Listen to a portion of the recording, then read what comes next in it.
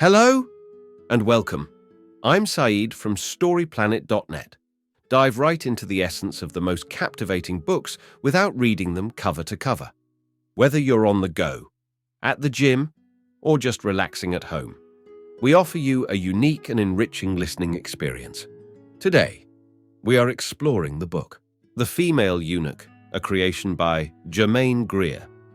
The Female Eunuch, 1970, is a powerful feminist masterpiece, challenging societal norms that hinder women's progress. It asserts the need for women to redefine femininity and to assert control over their bodies, sexuality, and destinies. Before we delve into these revelations, it's interesting to note that Germaine Greer, an Australian writer and academic, taught at the University of Warwick and Newnham College in Cambridge. She is the author of The Whole Woman and Shakespeare's Wife, among other works.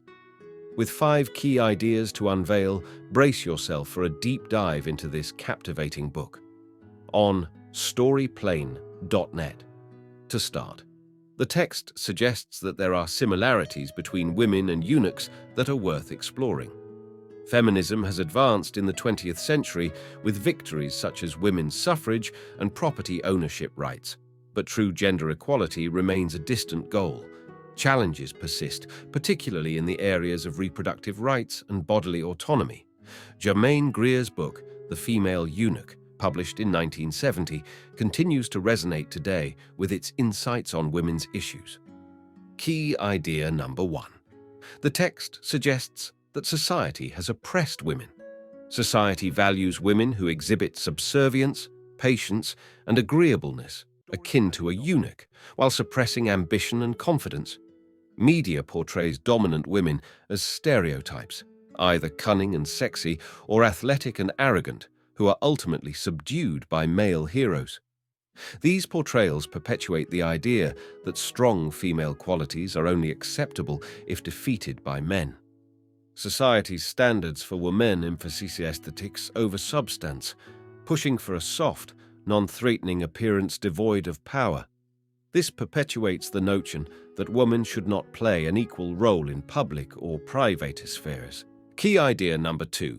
Cultural norms around heterosexual sex restrict women's sexual freedom and potential. Women are often portrayed as passive in discussions about sex, focusing on giving rather than receiving pleasure. Society's narrative around sex emphasizes women giving up sex for commitment rather than prioritizing their own enjoyment.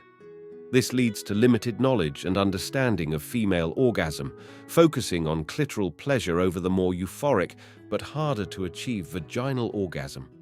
Women should prioritize their own pleasure and not view sex as something to solely satisfy men's needs. Society's portrayal of sex may hinder women from experiencing the full potential of their sexuality.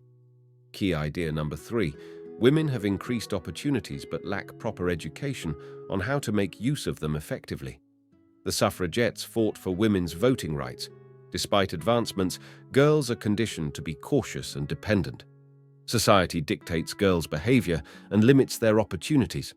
Girls excel academically early on, but fall behind due to lack of encouragement for critical thinking. Young women often focus on gaining approval and obedience rather than challenging themselves intellectually. Key idea number 4. Women are expected to cover their bodies and conform to traditional, gentle, feminine norms set by men. Women have long been defined by men through stereotypes like the eternal feminine, limiting their power and potential. Women must reject these constraints by redefining femininity beyond societal norms. They need to embrace their bodies and reproductive processes without shame, empowering themselves through knowledge and ownership.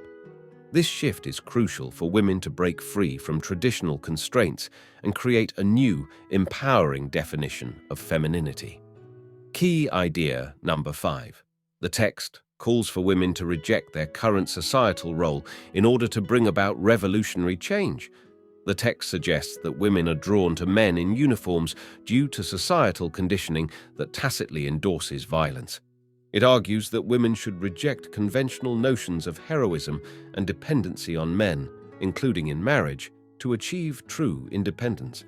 It emphasizes the importance of women exploring their desires, taking risks professionally, and redefining societal expectations to showcase their true capabilities. In conclusion, societal pressure shapes women to act as eunuchs, suppressing natural processes and embracing dependence. Challenging these norms empowers women to redefine femininity. Suggested reading: The Second Sex by Simone de Beauvoir explores the historical subjugation of women and offers insight on female emancipation. Thank you for listening to this summary. If you enjoyed this exploration, we invite you to discover other fascinating books on storyplanet.net.